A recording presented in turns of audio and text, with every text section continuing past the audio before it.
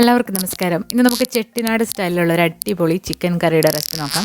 ചെട്ടിനാട് സ്റ്റൈലിലുള്ള കറി എന്ന് പറയുമ്പോൾ അതൊരു തികച്ചും വ്യത്യസ്തമായ രുചിയിലുള്ളൊരു കറിയാണ്. നമ്മുടെ നാടൻ കറിയുടെ രുചിയേ അല്ല, ഒരു സ്പെഷ്യൽ ടേസ്റ്റാണ്. അപ്പോൾ അധികം താമസിയാതെ ചെട്ടിനാട് ചിക്കൻ കറി എങ്ങനെയാണ് തയ്യാറാക്കുന്നത് നോക്കാം.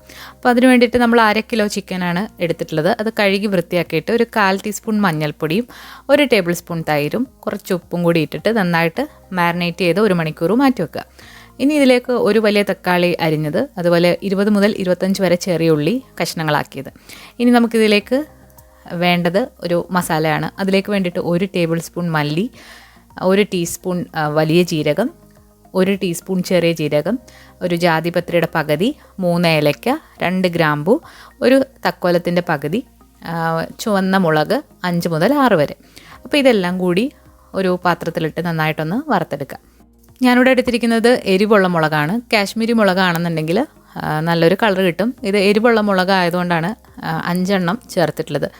അപ്പം കൂടുതൽ എരിവ് വേണമെന്നുണ്ടെങ്കിൽ കൂടുതൽ ചേർക്കാം. പക്ഷേ 1/2 കിലോയ്ക്ക് കറക്റ്റ് അളവിലാണ് നമ്മൾ എടുത്തിട്ടുള്ളത്. അപ്പോൾ ഇത് നന്നായിട്ട് മൂത്ത് വന്നിട്ടുണ്ട്. ഇനി മറ്റൊരു പാത്രത്തിലേക്ക് ഇത് മാറ്റാം. ആ പാത്രത്തിൽ തന്നെ ഇരിക്കുകയാണെങ്കിൽ അത് കരിഞ്ഞു പോകും. ഇനി നമുക്ക് അതേ പാത്രത്തിൽ തന്നെ ഒരു 3 ടേബിൾ സ്പൂൺ തേങ്ങ ചിരകിയത് ഒന്ന് ഫ്രൈ ചെയ്തെടുക്കണം. അപ്പോൾ നമ്മൾ സാധാരണ വറുത്തരയ്ക്കുന്ന പോലെ ഒരുപാടങ്ങ് ബ്രൗണൊന്നും ആക്കണ്ട. അത് ചെറുതായിട്ടൊന്ന് ഗോൾഡൻ ബ്രൗൺ ആകുമ്പോൾ നമുക്ക് തീ ഓഫ് ചെയ്യാം. 3 ടേബിൾ സ്പൂൺ തേങ്ങ ചിരകിയത് ഇതിലേക്ക് ഇട്ട് കൊടുക്കുക. നമ്മളിവിടെ ഫ്രഷ് ആയിട്ടുള്ള തേങ്ങയാണ് എടുത്തിട്ടുള്ളത്. ഡെസിക്കേറ്റഡ് കോക്കനട്ട് ആണെങ്കിലും കുഴപ്പമൊന്നുമില്ല. അപ്പോൾ ചെറുതീലിട്ട് അതൊന്ന് വറുത്തെടുക്കുക. അപ്പോൾ ഇതുപോലെ കുറച്ചൊന്ന് വറക്കണം. അതൊരു ലൈറ്റ് ഗോൾഡൻ ബ്രൗൺ ആകുന്നവരെ നമ്മളിത് വറക്കണം. അപ്പോൾ ഇതുപോലൊരു പരുവം ആകുമ്പോൾ നമുക്ക് തീ ഓഫ് ചെയ്യാം. അതിനുശേഷം നമുക്ക് നേരത്തെ വറുത്ത് വെച്ചിരിക്കുന്ന മസാലയും ഈ തേങ്ങയും കൂടെ ഒന്ന് പൊടിച്ചെടുക്കണം. ഇനി നമുക്ക് മസാല തയ്യാറാക്കാം. അതിന് വേണ്ടിയിട്ട് നമ്മളിവിടെ 2-3 ടേബിൾ സ്പൂൺ നല്ലെണ്ണയാണ് ഒഴിച്ചു കൊടുക്കുന്നത്. നല്ലെണ്ണയുടെ ടേസ്റ്റ് നിങ്ങൾക്ക് ഇഷ്ടമല്ല എന്നുണ്ടെങ്കിൽ വെളിച്ചെണ്ണയും എടുക്കാവുന്നതാണ്. ഇതിലേക്ക് 1 ടീസ്പൂൺ പെരിഞ്ചീരകം അല്ലാന്നുണ്ടെങ്കിൽ വലിയ ജീരകം ഇട്ട് കൊടുക്കുക. അതിലേക്ക് ഒരു 1/4 ടീസ്പൂൺ ഉലുവയൊക്കെ ഇതിൻ്റെ ഒരു സ്പെഷ്യാലിറ്റിയാണ്. ഇനി ഇതിലേക്ക് കുറച്ച് കറി ലീവ്സ്, ഫ്രഷ് ആയിട്ടുള്ള കറിവേപ്പിലാണെന്നുണ്ടെങ്കിൽ ഏറ്റവും നല്ലതാണ്. എൻ്റെ കയ്യിൽ ഫ്രഷ് അപ്പം ഇല്ലായിരുന്നു, ഞാനപ്പോൾ ഡ്രൈ ആയിട്ടുള്ളതാണ് ഇട്ട് കൊടുത്തിട്ടുള്ളത്. ഇതിലേക്ക് 25 ചെറിയ ഉള്ളി, 25 അതിൽ കൂടുതൽ നിങ്ങൾക്ക് എടുക്കാവുന്നതാണ്. ഒരു 100-150 ഗ്രാം ചെറിയ ഉള്ളി എടുക്കാം. ഇതിലേക്ക് കുറച്ച് ഉപ്പിട്ട് കൊടുക്കാം.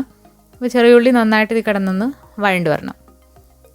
ഈ കറിയിൽ സവാള എടുക്കുന്നതിനെക്കാട്ടിലും ടേസ്റ്റ് ചെറിയുള്ളി എടുക്കുന്നതാണ്. ഈ ചെറിയുള്ളി കിട്ടാനില്ലാത്തവർക്ക് സവാളയും എടുക്കുന്നതാണ്. സവാള ആണെന്നുണ്ടെങ്കിൽ മീഡിയം സൈസിലുള്ള 2 സവാള എടുക്കാം. ഉള്ളി ഒന്ന് മൂത്ത് വന്നു കഴിഞ്ഞാൽ ഇതിലേക്ക് ജിഞ്ചർ ഗാർലിക് പേസ്റ്റാണ് 2 ടീസ്പൂൺ, ഒരു ചെറിയ കഷ്ണം ഇഞ്ചിയും 5-6 അല്ലി വെളുത്തുള്ളിയും ഒന്ന് പേസ്റ്റ് ആക്കിയിട്ടുള്ളതാണ്. അപ്പോൾ അതിൻ്റെ പച്ചമണം നന്നായിട്ട് മാറുന്ന വരെ ഒന്ന് വഴട്ടാം. ഇത് കുറച്ചധികം എണ്ണയിലാണ് നമ്മളിത് ഫ്രൈ ചെയ്തെടുക്കുന്നത്. ഇത് അച്ചാറിൻ്റെ ടേസ്റ്റിലൊക്കെ വരുന്ന ഒരു ചിക്കൻ കറിയാണ്. അപ്പം അതാണ് നല്ലെണ്ണ എടുത്തിരിക്കുന്നത്. ഇതിലേക്ക് നമ്മൾ എടുത്ത് വെച്ചിരിക്കുന്ന വലിയൊരു തക്കാളിയാണ് പൊടിയായിട്ട് അരിഞ്ഞിട്ട് കൊടുത്തിട്ട് നന്നായിട്ട് ഒന്ന് വഴറ്റിയെടുക്കാം. നമ്മൾ പൊടി ഇട്ടിട്ടല്ല ഇതിൽ തക്കാളി ഇടുന്നത്. തക്കാളിയൊക്കെ ഇട്ട് വഴണ്ട് വന്നിട്ടാണ് നമ്മൾ പൊടി ഇടുന്നത്. കാരണം പൊടി നമ്മൾ ഓൾറെഡി നന്നായിട്ട് വറുത്ത് വെച്ചിട്ടുള്ളതാണ്. തക്കാളി അടച്ചു വെച്ചിട്ട് നമുക്കൊന്ന് വേവിച്ചെടുക്കാം. അപ്പോൾ തക്കാളിയൊക്കെ ഇപ്പോൾ നന്നായിട്ട് വെന്ത് വന്നിട്ടുണ്ട്. അത് ഒരു തവി വെച്ചിട്ട് നന്നായിട്ടൊന്ന് ഉടച്ചു കൊടുക്കാം. അപ്പോൾ തക്കാളി വെന്ത് വന്നിട്ടുണ്ട്. ഇതിലേക്ക് നമ്മൾ നേരത്തെ മാരിനേറ്റ് ചെയ്ത് വെച്ചിരിക്കുന്ന ചിക്കൻ്റെ കഷ്ണങ്ങൾ ഇട്ടിട്ട് നന്നായിട്ടൊന്ന് കുക്ക് ചെയ്യണം. അപ്പോൾ ആദ്യം ഈ ചിക്കൻ തക്കാളിയും ഉള്ളിയൊക്കെ നന്നായിട്ടൊന്ന് കോട്ടാക്കി എടുക്കുക. അതിന് ശേഷം നമുക്ക് അടച്ചു വെച്ചൊരു 10 മുതൽ 15 മിനിറ്റ് വരെ ഒന്ന് വേവിച്ചെടുക്കാം. പൊടി നമ്മളെപ്പോഴും ചേർത്ത് കൊടുത്തിട്ടില്ല. പൊടി നമ്മൾ ചിക്കൻ പകുതി വേവാകുമ്പോഴാണ് പൊടി ഇട്ട് കൊടുക്കുന്നത്. ഇപ്പോൾ ചിക്കൻ നന്നായിട്ട് തിളച്ച് വെള്ളമൊക്കെ ഇറങ്ങി വന്നിട്ടുണ്ട്. ഒരു 10-15 മിനിറ്റ് കഴിയുമ്പോഴാണ് തുറന്ന് നോക്കേണ്ടത്. ഒന്ന് ഇളക്കി കൊടുക്കുക. ഇനി നമുക്കിതിലേക്ക് നേരത്തെ നമ്മൾ വറുത്ത് വെച്ചിരിക്കുന്ന പൊടികൾ ഇട്ട് കൊടുക്കാം. അതിലേക്ക് ഞാനൊരു 1/4 ടീസ്പൂൺ കുരുമുളകും കൂടി ഇട്ട് കൊടുത്തിട്ടുണ്ട്. കുരുമുളക് മുഴുവനേ ഉള്ളത് നിങ്ങൾക്ക് വറക്കുമ്പോൾ വറുത്തും എടുക്കാവുന്നതാണ്. അപ്പോൾ അതും തേങ്ങയും കൂടി ഇട്ടിട്ട് മിക്സിയിലിട്ട് നന്നായിട്ട് പൊടിച്ചെടുത്തിട്ടുള്ളതാണ്. അപ്പോൾ ആ മസാല ഇട്ട് കൊടുത്തിട്ട് നന്നായിട്ട് ഇളക്കുക.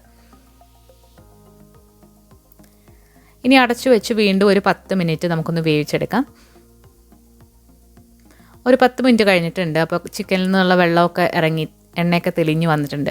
ഇനി നിങ്ങൾക്ക് ഇളക്കുമ്പോൾ കുറച്ചുകൂടെ ഗ്രേവി വേണം തോന്നുകയാണെന്നുണ്ടെങ്കിൽ ഇതിലേക്ക് കുറച്ച് നല്ല ചൂടുവെള്ളം കൂടെ ഒഴിച്ചു കൊടുക്കാം. 1/2 കപ്പ് ചൂടുവെള്ളം ഞാനിവിടെ ഒഴിച്ചു കൊടുക്കുന്നുണ്ട്. അപ്പോൾ ചൂടുവെള്ളം കൂടെ ഒഴിച്ചിട്ട് നന്നായിട്ട് മിക്സാക്കി വീണ്ടും അടച്ചു വെച്ച് എണ്ണ തെളിയുന്ന വരെ ഇതൊന്ന് കുക്ക് ചെയ്തെടുക്കാം. ഈ സമയം ഉപ്പൊക്കെ നോക്കിയിട്ട് ആവശ്യത്തിന് ചേർത്ത് കൊടുക്കാം. നമ്മൾ നല്ലെണ്ണയിലൊക്കെ ചെയ്തിരിക്കുന്ന കാരണം ഉലുവാപ്പൊടിയും ഒക്കെ ഇട്ടിരിക്കുന്ന കാരണം ഒരു അച്ചാറിൻ്റെ ടേസ്റ്റാണ് ഈ കറിക്ക് വന്നിട്ടുള്ളത്. ഇപ്പോൾ നമ്മുടെ കറിയൊക്കെ നന്നായിട്ട് തിളച്ച് എണ്ണയൊക്കെ തെളിഞ്ഞു വന്നിട്ടുണ്ട്. നല്ല സൂപ്പർ ടേസ്റ്റ് ആയിട്ടുള്ള ഒരു കറിയാണ്, ഒരു വെറൈറ്റിയാണ്. നമ്മുടെ ചോറിൻ്റെ കൂടെയും ഒക്കെ നന്നായിട്ട് പോകുന്നൊരു അടിപൊളി കറിയാണ്. ഇതുവരെ നിങ്ങൾ ഇങ്ങനെ ട്രൈ ചെയ്ത് നോക്കിയിട്ടില്ല എന്നുണ്ടെങ്കിൽ തീർച്ചയായിട്ടും ഒരു തവണ ഒന്ന് ട്രൈ ചെയ്ത് നോക്കണം. അതിനുശേഷം നിങ്ങളുടെ അഭിപ്രായങ്ങൾ അറിയിക്കുക.